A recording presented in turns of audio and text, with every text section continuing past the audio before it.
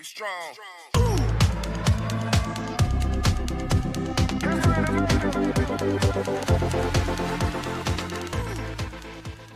Well, hello, everybody, and welcome to this week's episode of The Beautiful Bag. I have a beautiful, beautiful guest, Krista. She actually goes by My Gut Instinct on Instagram, and that is how we connected.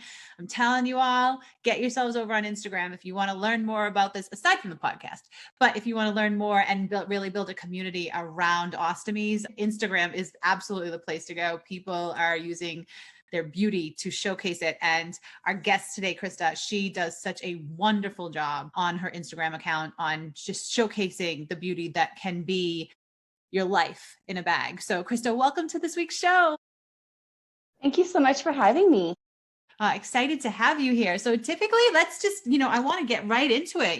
What's your story? I know it's on Instagram. It says, you've been a Crohn warrior since 2001 and you've been in your ostomy since 2018. Why don't you kind of walk us through that story? For sure. I mean, it is a long story, but I'll kind of have the shorter version. So I was diagnosed with Crohn's disease in 2001. I was only 9 years old. So I've kind of lived with Crohn's disease my whole life. So it's kind of been up and down. So throughout the years, up until 2018, I exceeded, all medication. I tried different biologics. I had 2 bowel resection surgeries prior to my ostomy surgery, and just nothing seemed to really give me any relief from my symptoms. So the biggest symptoms, that were impacting my day-to-day before I had my ostomy was the pain, nausea, and incontinence. So I was running to the bathroom 20 plus times a day while trying to still live a normal life as a teacher. So I do teach kindergarten. So I was still trying to focus on my career. But all of these symptoms from my Crohn's disease were impacting my day-to-day and kind of just put me in a dark hole, in a dark place. I started resenting myself and my disease, and I kept questioning, how is this fair? Why me? Why is this happening to me? And I never really thought that my disease would progress to this extent. I always thought it would be something that I could manage, with medication or, diet, lifestyle type thing.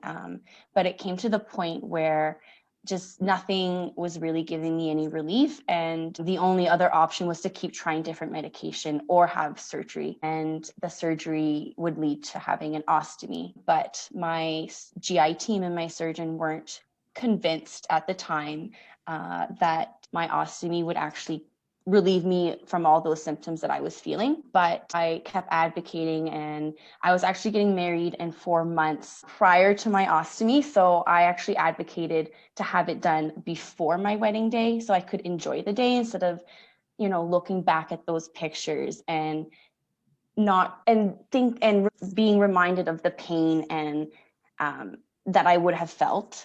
Because I know when I look back at certain pictures, different milestones throughout the years, I can tell how sick I was by just looking at those pictures and kind of seeing, behind the smile. So anyway, we went forward with my surgery in April 2018 with some convincing from my surgeon and all of that. But we decided that if that was what I wanted to do, and at least I knew if I tried the ostomy route and it didn't work, then that was one thing that I could cross off my list. And at least I tried it. And ever since, I've been having the best quality of life that I've had prior to. I mean, I still, have ups and downs, and I'm currently dealing with a bowel stricture, but I'm still able to, it's not impacting my day-to-day where I can still live my life. That's a lot. So let's go back. So you were 9 years old. Yeah. When all of this happened. I mean, living life at 9 years old, trying to be a teenager, trying to be a normal child, trying to grow through it up until, you 2018, a couple of years, teaching and all of that, but living your life, that couldn't have been easy as a child.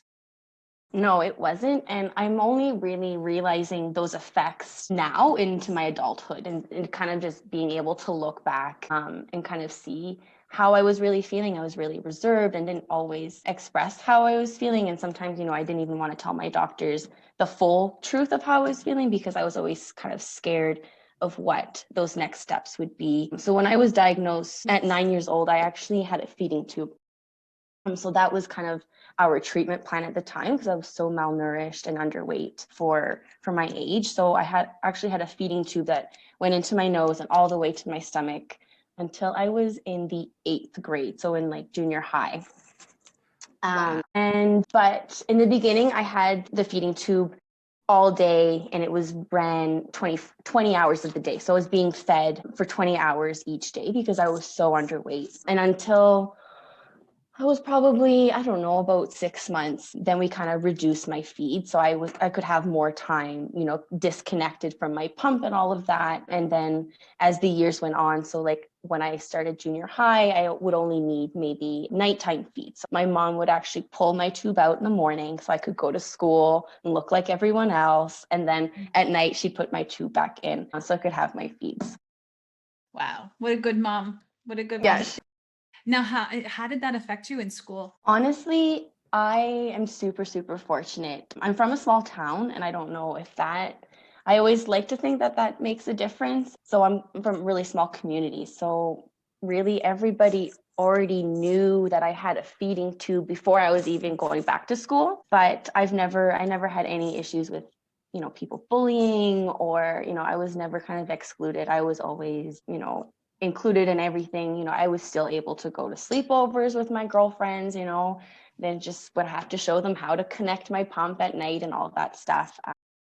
But other than, like, they were awesome. They used to actually bring their little dolls to school, and they would put yarn for a feeding tube. So all their dolls would have feeding tubes just like me.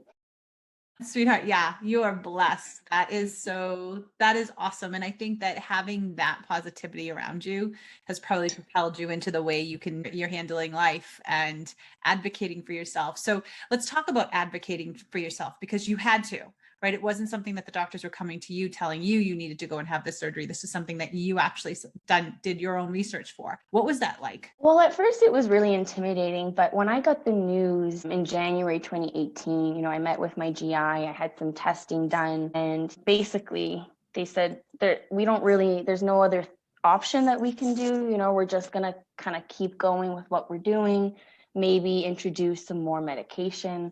So when I heard that, I was very discouraged, and I said, well, I can't live this way anymore.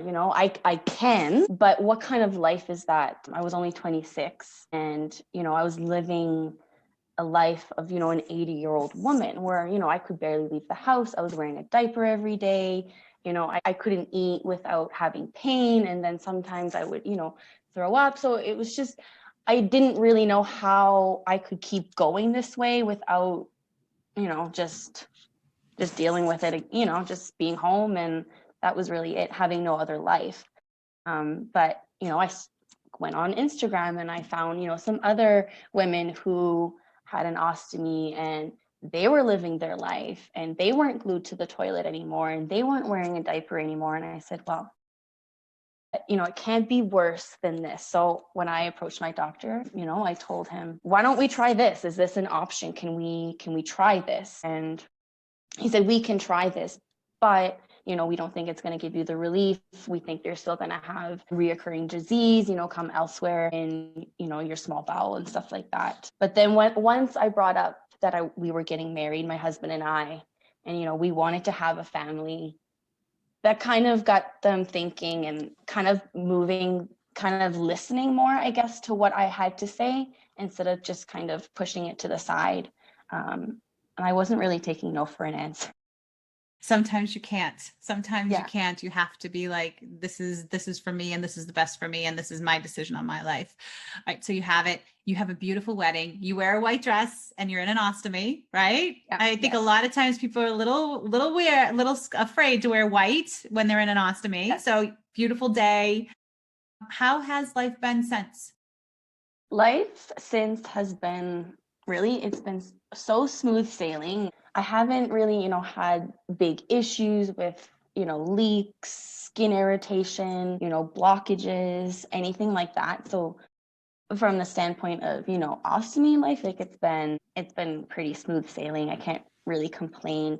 In the last couple months, I'm still dealing with a stricture. That's it's something new. So, but I'm learning to put a catheter through my stoma and insert medication that way. So that's been like the only hiccup that I've had since my surgery in 2018.